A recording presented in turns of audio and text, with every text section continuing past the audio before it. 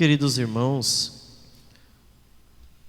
com a celebração do Domingo de Ramos e da Paixão do Senhor, iniciamos a Semana Maior para nós católicos, a Semana Santa.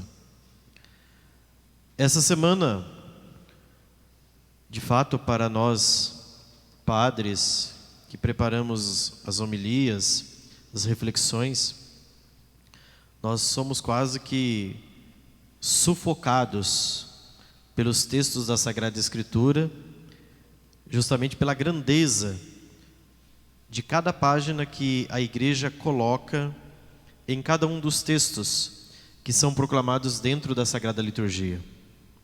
Desde o texto que vimos na proclamação da Bênção dos Ramos, que é o momento da entrada de Jesus na cidade de Jerusalém, até mesmo na narrativa da paixão, quando vemos todo o episódio que discorre a entrega de Cristo na cruz. Nós temos duas perspectivas pelas quais nós podemos olhar o mistério da paixão do Senhor. Nós podemos olhar a paixão do Senhor a partir de uma visão externa, isto é, você vai contemplar a paixão de Cristo a partir de um sentimento de compaixão, de ternura por Cristo, ao ver o sofrimento de Cristo na cruz. Isso provavelmente é o que mais comove as pessoas. Olhar o sofrimento de Cristo na cruz e as pessoas se sensibilizam. Então, nós estamos olhando sobre uma perspectiva externa o sofrimento de Cristo. Mas é possível fazer uma outra leitura, uma segunda leitura, que é a partir da perspectiva interna, ou seja, analisar os sofrimentos de Cristo a partir do próprio coração de Jesus. Talvez a primeira perspectiva é muito mais fácil, porque nós paramos diante da cruz e temos ali sentimentos de compaixão, de ternura, olhamos para o Cristo crucificado e nos sensibilizamos. A segunda perspectiva, de que quero fazer notar e fazer perceber alguns elementos, é justamente a perspectiva de olharmos a paixão de Cristo a partir da ótica do Cristo. Por que essa talvez é a mais difícil?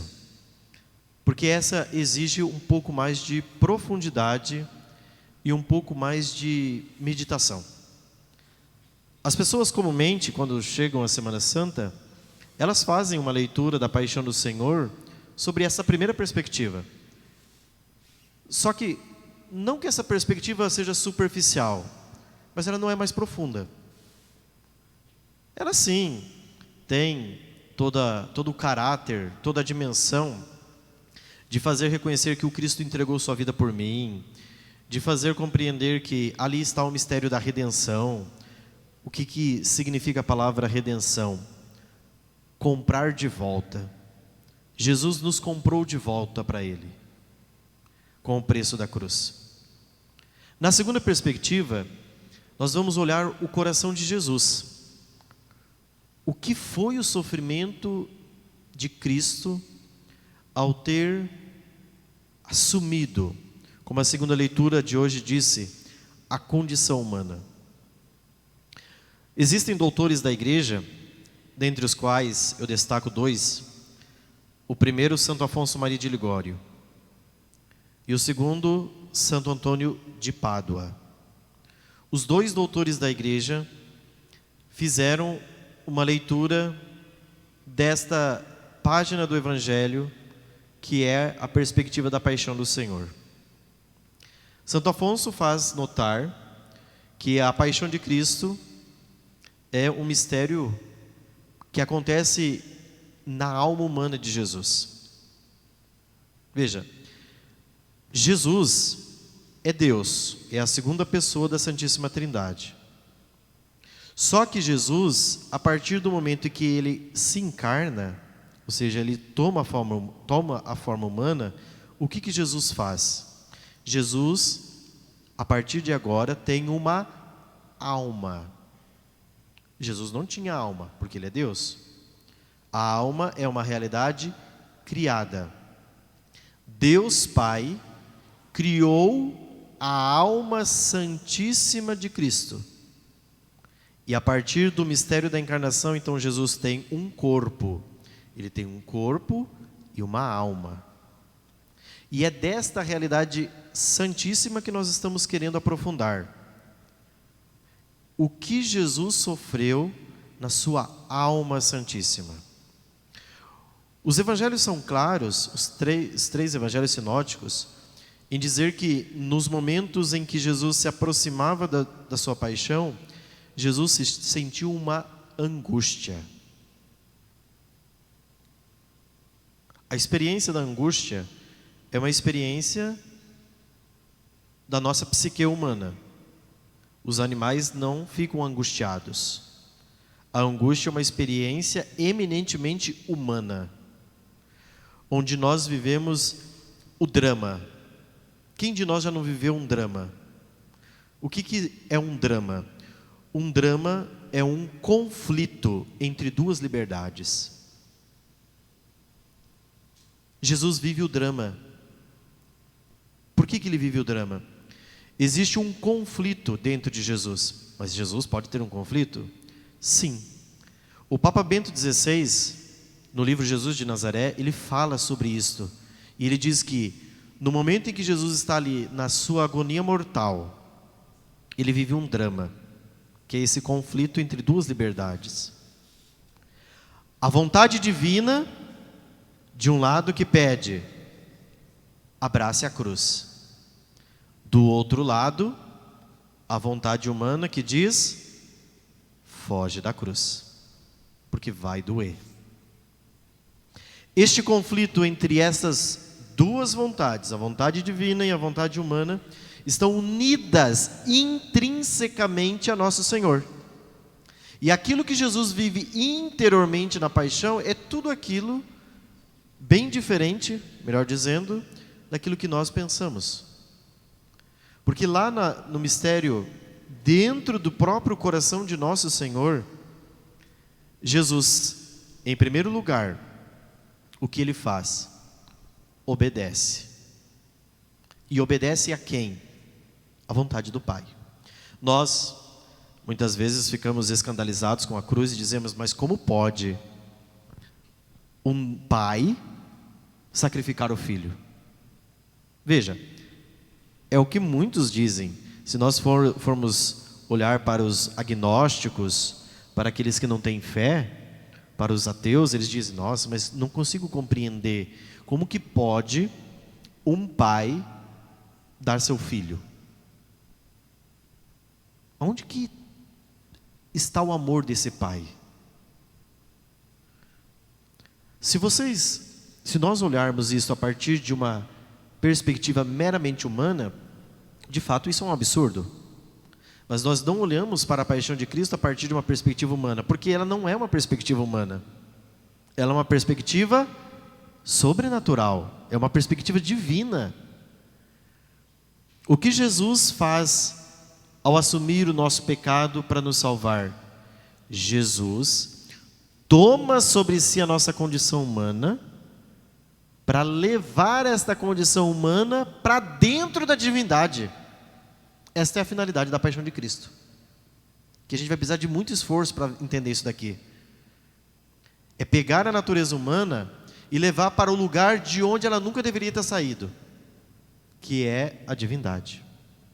É isso que nosso Senhor faz no mistério do drama da sua cruz. Ele nos leva para dentro dele. Por isso que até uma das orações da Anima Christi, alma de Cristo, né, diz lá, dentro de vossas chagas, escondei-me. Nós queremos nos esconder dentro das chagas de nosso Senhor, porque é o lugar onde nós precisamos estar, dentro das chagas de Cristo. Só que a obediência não é a única realidade presente intrinsecamente a nosso Senhor. Existe uma segunda realidade, que é a humildade. Dentro do coração de Jesus está presente essa virtude, a humildade. O texto que nós lemos, a partir da perspectiva do Evangelho de Marcos, ele não é tão minucioso como são os outros dois evangelhos, de Mateus e Lucas, que fazem perceber alguns pontos bastante interessantes. Dentre eles, que quando nosso Senhor está subindo para a cruz, para o Calvário, melhor dizendo, Jesus, ele toma tudo sobre si. O que é tomar? É trazer para si. O gesto humilde de Jesus de levar-nos é surpreendente, porque ele faz isto sendo Deus. Nós temos que parar para pensar nisso daqui. Deus, a quem nada pode atingir, a quem tudo está submisso, se submete a uma humilhação da qual nós não conseguimos compreender por quê. Veja, e isso vai direto contra toda a tendência que nós temos de orgulho. O que é uma pessoa egocêntrica? É uma pessoa centrada em si mesma. O que é uma pessoa humilde? Uma pessoa humilde, ela não pensa em si mais. Não é que ela colocou a sua vida, as suas preocupações em segundo plano. Não, não tem plano. Ela não pensa mais em si. Isso é humildade. A humildade não é eu pensar em mim num segundo ou num terceiro plano. Não. A humildade é não pensar que eu existo mais. E foi isso que Cristo fez. Ele não pensou mais em si. O profeta Isaías, até no capítulo 53, vai dizer que como ovelha que vai ao matadouro, ele não abre a boca e não murmura por nada. Como nós nos aproximamos dessa Semana Santa? A partir desses dois atos de Nosso Senhor intrinsecamente. A obediência ao Pai e a sua humildade. Dá para a gente ir além e nós percebermos a pobreza de Nosso Senhor. Os textos dizem que eles pegaram as vestes de Jesus e sortearam. Jesus ficou nu, só enrolaram o manto sobre ele. É pobreza total. Na cruz, o Cristo está nu. Na cruz, Cristo não tem mais nada. Nem os afetos ele tem. Porque o discípulo ele entrega a mãe, e a mãe é o discípulo. Não tem mais nada. Como que nós queremos iniciar essa Semana Santa? Com que espírito? A igreja nos dá a oportunidade de antecipadamente já olharmos para aquilo que nós vamos contemplar na sexta-feira. É isso que a igreja quer nos convidar essa semana. Para que a gente pare para pensar um pouco. Mas para parar e pensar um pouco, a gente precisa estar um pouco mais voltado com o olhar para Deus e pensando menos em nós. Porque a gente nunca tem tempo para Deus porque a gente pensa muito em nós. E esta é a prova de que nós não somos humildes. Porque a humildade é não pensar em si mesmo. É pensar no outro. E sobretudo pensar naquele que é e que se fez um outro por mim, Cristo, na cruz. Quando Santo Antônio de Pádua comenta o momento em que as pessoas iam jogando os ramos para que Jesus passasse, estendendo sobre a rua em Jerusalém, quando ele adentrava a cidade santa para morrer, e que ele era aclamado com brados de hosana, Santo Antônio recorda: os mesmos que bradaram hosana, bendito que vem em nome do Senhor, muitos estarão entre aqueles que vão dizer: crucifica-o. Que tipo de Messias nós queremos? Que tipo de Messias nós conhecemos? Quem é Jesus para você? Talvez essa Semana Santa é a oportunidade de nós perguntarmos a verdadeira identidade de Cristo na nossa vida. Quem é Jesus na minha vida? Porque muitas vezes nós podemos estar como o povo alegre em Jerusalém, aclamando: Hosana o que vem, bendito o filho de Davi. Mas ao mesmo tempo, estarmos preparados para dizer: crucifica-o. Que esta Semana Santa, essa Semana Maior, seja um tempo de meditação. Que nós possamos olhar para a cruz de nosso Senhor Jesus Cristo e contemplar o amor com que nós fomos amados. Ele foi obediente até a morte, morte de cruz. Nós temos sido obedientes a Deus? Pergunte: você é obediente a Deus? É gostoso, é prazeroso agradar a Deus? Segundo, Cristo foi humilde. A humilhação é não pensar em si mesmo, é colocar o outro em todos os planos, e sobretudo Cristo.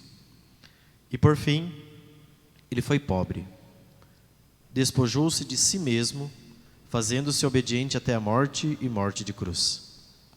Pobre.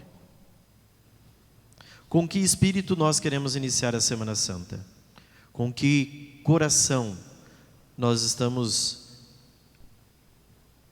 para que possamos viver esses dias de fé, de devoção e de amor?